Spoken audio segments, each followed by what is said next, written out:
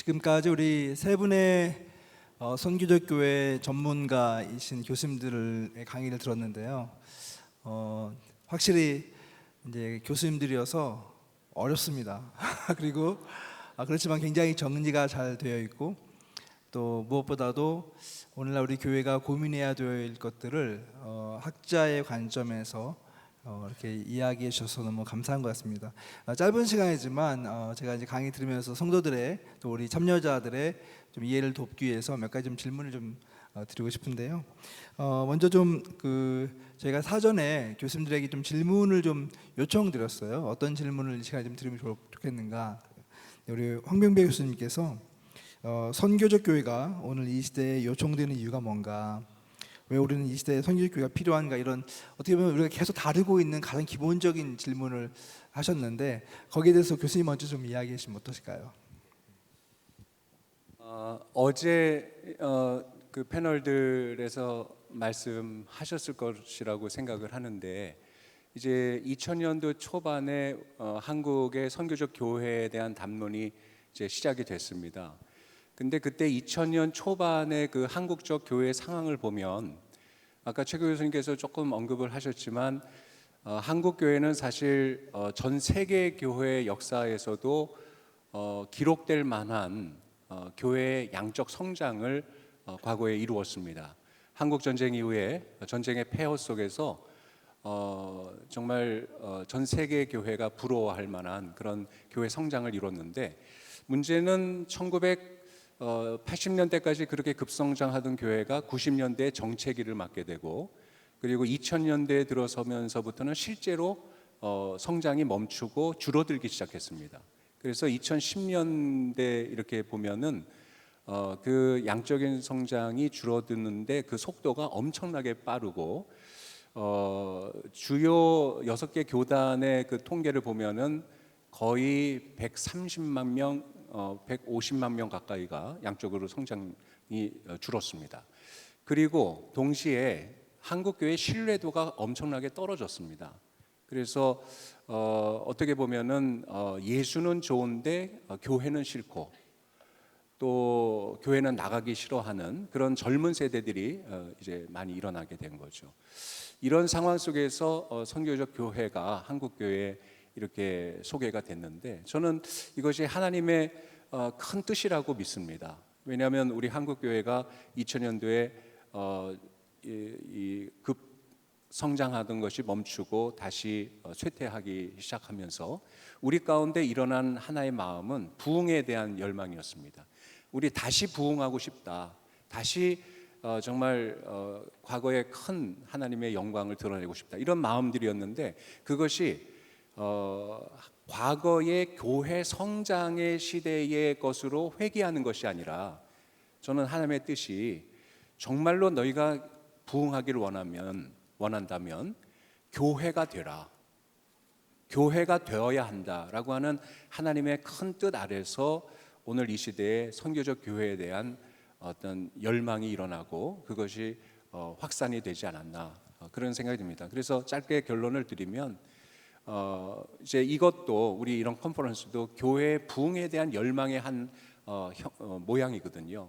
이런 모습을 하나님께서 귀하게 보시고 오늘 되어지는 모든 이 선교적 교회에 대한 이런 것들이 우리에게 받아들여져서 정말 큰 교회들뿐만 아니라 작은 교회들, 또 복음이라고 하는 것은 절대로 포기할 수 없는 가치지만 그 복음을 담는 그릇은 다양해야 하거든요. 그 다양성이 인정되고 다양한 교회 공동체가 새롭게 일어나는, 그래서 정말 하나님이 원하시는 교회다운 교회가 이 땅에 충만하도록 하나님께서 우리에게 선교적 교회에 대한 도전을 주시지 않았나, 그렇게 생각이 됩니다. 네, 고맙습니다. 우리 주 교수님 한 말씀 해주시죠. 예. 이미 황 교수님께서 다 말씀을 하셔가지고 제가 뭐 더 말씀드릴 것은 없지만, 지금 이제 저희가 주목해봐야 될 부분은 제가 아까 전에 말씀드렸지만 전도 대상입니다. 그래서 전도 대상이 변하고 있습니다. 그래서 저도 이제 교회에서 전도 세미나를 많이 하지만 그러면 노방전도 해야 되나요? 이런 이제 질문들을 많이 하거든요. 실천적인 방법에서. 근데 아까 전에 제가 말씀드렸던 주변인들 교회로 초대하고 복음을 전하면 수용 가능한 분들은 노방전도가 필요하죠. 그러니까 그분들이 1000명 중에 한 명이라도 그 부분들은 되게 중요한 것입니다. 그러나 그거 갖고는 안 된다라는 거죠. 노방전도와 함께 우리가 공동체로 나아가는 선교적 교회의 모델, 그리고 우리가 선교적 삶을 더불어 살아가면서 크리스찬다운, 그래서 우리 최 교수님이 말씀하시는 그 성품 공동체, 이 성품 공동체의 모습을 우리 교회 공동체가 보여줘서 그 성경에도 그런 말씀이 있지 않습니까? 우리가 그리스도의 향기가 돼야 된다라고 하는 것은 또 엄밀히 말하면 관계 전도이면서 환대를 보여주는 이 선교적 환대와 관련된 그런 부분들입니다. 그래서 우리가 예전과는 다르게 노방전도와 더불어서 선교적 모습을 통해서, 그리고 우리가 선교적인 삶을 통해서 보여주는 그런 부분들을 실천하기 위해서는 이 선교적 교회가 바로 한국 교회의 이 시점에 너무나 필요한 그러한 부분이라고 저는 생각합니다. 네, 저는 이제 이 선교적 교회가 왜 나왔느냐, 선교에 대한 두 번째, 우리 한국 교회가 기존의 선교에 대한 이해 또 실천이 있어 왔는데 사실 성경적인 관점에서 보면 좀 미진한 게 많았거든요. 성경적인 관점에서 한 단계 업그레이드된 새로운 선교 이해를 가지고 또 새로운 선교 실천으로 나아가는 중요한 국면이 아닐까, 그런 생각을 해봅니다. 그래서 이 미셔널 처치, 선교적 교회가 나왔다 이런 생각이 들고요. 선교적 교회에 대한 이해가 선교에 대한 새로운 이해가 결국은 교회에 대한 이해로부터 다시 나와야 되기 때문에 교회 이야기를 할 수밖에 없고, 교회가 선교적이라는 얘기를 할 수밖에 없고, 이런 관계, 교회와 선교에 대한 이 관계 속에서 선교에 대한 새로운 이해와 실천으로 나아갈 수 있는 중요한 시기가 아닌가, 그런 생각을 해봅니다. 네, 감사합니다. 사실은 이제 교수님들께 좀 묻고 싶은 질문이, 저는 개인적으로 이제까지 한국 선교적 교회 운동을 학자의 눈으로 이렇게 연구하시고 또 그것을 평가하시고 또 새로운 길을 제시하는 역할들을 이 세 분께서 해오셨는데, 저희가 좀 선교적 교회 운동이 바르게 가고 또 운동으로서 확립이 되기 위해서 아마 우리가 뭐랄까요, 좀 풀어야 될 과제 또 도전 이런 것도 좀 있다고 생각이 들어요. 그래서 교수님들 각자 어떤 그런 관점을 갖고 계신지 조금 듣고 싶습니다. 제가 얼마 전에 파트너십에 대한 논문을 좀 썼는데요. 이 선교적 교회가 운동이 되려면 이 스펙트럼을 인정해야 된다고 생각을 합니다. 선교적 교회에는 스펙트럼이 있습니다. 그런데 극좌로 가면은 기성 교회들을 굉장히 탈피하려고 하는, 아까 최 교수님께서 얘기한 어떤 사람 중심의 어떤 그런 무교주의처럼 보일 수 있는 그런 레디컬한 그런 운동으로도 보여질 수 있고요. 또 한편으로 가면 기성 교회가 이런 대형 교회들이 수용할 수 있는 것을 주장하는 그런 것으로 가기도 합니다. 그런데 그 스펙트럼 속에 다양한 입장들이 있는데 그 다양한 입장들을 가진 하나님의 백성들이 함께 연합을 해야 된다고 생각을 합니다. 그래서 선교적 교회는 다시 말씀드리지만 교회의 본질이 뭐냐에 대한 대답이거든요. 교회의 본질은 바로 선교라는 거예요. 선교라고 하는 것은 하나님에 의해서 보냄받은 미테레, 미시오, 미션이라는 말이 거기서 나왔죠. 그리고 헬라어로 그게 아포스톨로스죠. 그래서 보냄받은 사람들에게 주신, 하나님께서 주신 사명을 감당하는, 어떻게 보면 교회 건물이 아니라 하나님의 백성들입니다. 그 백성들이 아까도 말씀드렸지만 복음은 하나이고 절대 진리지만 그 복음을 담는 그릇은 다양해야 되잖아요. 그 다양한 그릇들을 가진 사람들이 함께 연합해 갈 때 그것이 선교적 교회 운동이 될 수 있다, 이렇게 생각이 됩니다. 이미 교수님들이 여러 번 말씀을 하셨는데요. 우리 선교적 교회라고 하는 담론이 그동안 꽤 20년 이상 한국에서도 이야기가 되었습니다. 이미 좋은 이야기들은 다 되었는데 문제는 이 담론이 어떻게 확산이 되느냐. 특별히 우리 최 교수님 말씀하셨지만 평신도들이 어떻게 주체적으로 선교적인 삶을 살아갈 것인가에 대한 부분들의 숙제가 있는 것 같습니다. 그래서 이제 우리가 어떻게 하면 선교적인 삶을 살 것인가에 대한 그 퀘스천이 있다면 일상이라고 하는 단어가 그 퀘스천이 될 수밖에 없는 부분이고, 그리고 아까 전에 제가 말씀드렸던 다양한 공간, 우리가 교회 건물도 중요하고 그리고 교회 안에서 예배드리는 것도 중요하지만 가정이나 일터나 아니면 제3의 공간 그리고 제4의 공간, 제가 이미 말씀드리지 않았습니까? 그런 것들은 우리가 일상이라고 하는 이제 공통 분모에 다 포함이 되는 것이죠. 그래서 이제 우리가 성도님들이 어떻게 선교적 교회 그리고 선교적 삶을 실천할 것인가에 대한 부분들이 이제는 앞으로 미래의 선교적 교회의 담론에서 그리고 실천에서 이게 추구가 돼야 된다라고 생각이 듭니다. 저는 이제 중요한 게 앞으로 우리가 나아가야 될 중요한 방향성이 저는 미셔널 라이프가 중요하다고 생각을 해요. 결국은 자꾸만 어떤 뭐 모델을 추구하고 또 뭐 어떤 프로젝트에 의해서 이렇게 하는 게 아니라 각자가 선교적인 의식을 가지고 자기의 삶에서 선교적 삶을 살아가는 것, 이것이 매우 중요하다고 생각되고요. 그리고 이 미셔널하다라고 하는 말의 제일 중요한 핵심 키워드는 저는 성육신적이라고 하는 인카네이셔널이라고 하는 단어가 중요하다고 생각해요. 이게 결국은 시혜적 선교가 아니라 그냥 뭐 있는 것 좀 나눠주는 행사 중심의 프로젝트 중심의 선교가 아니라 정말 우리 안에서부터 진정성 있게 우러나와서 섬기는 성육신적 자세로 다가가려고 하는, 우리가 선교하려고 하는 불신자들 또는 뭐 누구가 됐든지 그들에게 성육신적으로 다가가려고 하는 그것이야말로 선교적의 의미를 충분히 드러낸 앞으로 우리가 추구해야 될 방향이 아닌가 싶습니다.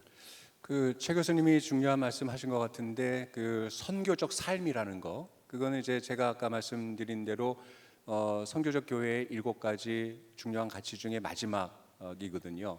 선교적 백성으로서의 삶을 살아야 된다.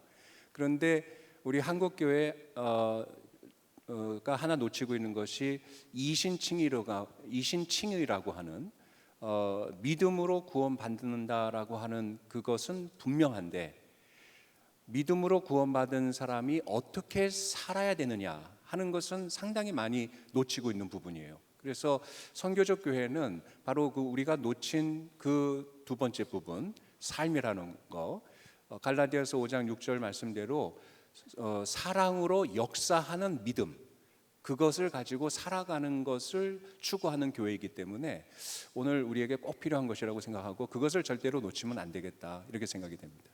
너무 감사하고요. 사실 이 자리에는 우리 사역자들도 계시고 평신도들도 같이 계신데 우리가 이제 격려하는 차원에서 목회자들에게 하시고 싶은 말씀, 또 성도님들에게 하시고 싶은 말씀을 이렇게 한마디씩 해주시면 마무리하는 데 도움이 될 것 같습니다. 이번에는 우리 최동기 교수님부터 먼저 하시면 어떨까요? 갑자기 저부터 하라고. 이게 원래 순서가 없습니다, 이게. 네, 여러분, 저는 이제 생각할 때 너무 크게 생각하지 말아라. 우리 아까 주상락 교수님이 잘 말씀하셨는데 뭐 거창한 거 자꾸 생각하지 말고 조금 전에 제가 말씀드린 것처럼 삶이 중요해요. 우리의 삶에서 복음을 붙들고 정말 복음을 진정성 있게 살아내려고 한다면 거기에 미셔널 라이프가 가능할 거라고 보고, 그러한 하나하나가 다 소중하다고 생각돼요. 하나님 나라에서 하나님이 보시고 하나님이 인정하지, 이게 사실 선교적 영성이거든요. 이게 기반이 되지 않으면은 자칫 잘못하면은 보여주기식이 될 가능성이 큽니다. 그래서 자기가 있는 자리에서 하나님께 붙들려서 작은 것 하나라도 최선을 다해서 진정성 있게 하려고 하는 그 노력, 거기에 응원하고 싶고 또 격려를 드리고 싶습니다.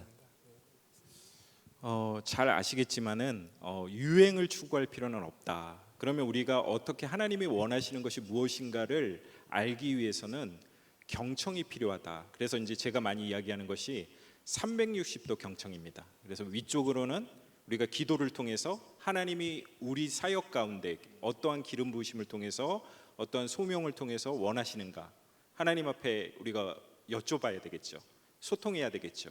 그리고 안으로는 무조건 좋은 프로그램이 좋은 게 아니라 우리 공동체가 그것을 감당할 수 있는가. 그래서 예를 들면 우리 공동체의 분들의 음성을 경청하고 우리 공동체가 감당할 수 있는 그리고 하나님이 원하시는 일들을 하셔야 되겠죠. 그리고 세 번째는 무엇보다도 중요한 게 우리의 전도 대상 그리고 우리의 지역 사회가 어떠한 음성을 우리에게 말씀하고 있는가를 또 경청할 필요가 있습니다. 마지막으로는 새로운 표현들이라고 해서 제가 아까도 말씀드렸던 것 같은데 아주 새로운 것을 하는 것은 아닙니다. 우리가 말씀의 기초로 새로운 표현들을 표현하는 것이죠. 그럼에도 불구하고 새로운 표현들이 기존의 교단이나 아니면은 그 기존의 그 전통 교회들과 따로 가는 것이 아니라 함께 가야 된다. 그래서 우리가 다른 그 교회들, 공공교회 그리고 우주론적 교회 안에서 다른 교회들과 협력하는 경청이 필요하다. 그것을 이제 제가 그 생태계, 교회 생태계라고 이야기했습니다. 교회 생태계를 지키면서 이 360도 경청을 하시면 하나님이 분명히 귀한 은혜 가운데 이끄실 줄 믿습니다. 저는 이런 얘기로 격려해드리고 싶은데요. 그 탐 레이너라고 하는 미국의 전도 신학자가 그 불신자를 유형별로 연구를 했습니다. 불신자를 연구했더니 5가지 유형이 나오더라는 거예요. 그건 U5, U4, U3, U2, U1이었는데 U5는 기독교에 대해서 완전히 문이 닫혀 있고 아주 공격적인 태도를 취하는 사람들입니다. U4는 공격적이진 않지만 저항적인 입장을 취하는 사람들이고 U3는 리너라 그래서 이래도 좋고 저래도 좋고 무관심한 사람들입니다. U2는 기독교에 대해서 또 이 어느 정도 교회에 대해서 마음이 열려 있는 사람들입니다. U1은 완전히 문이 열려 있는 사람들입니다. 그런데 통계를 내보니까 U5, U4가 그렇게 많지 않다는 거예요.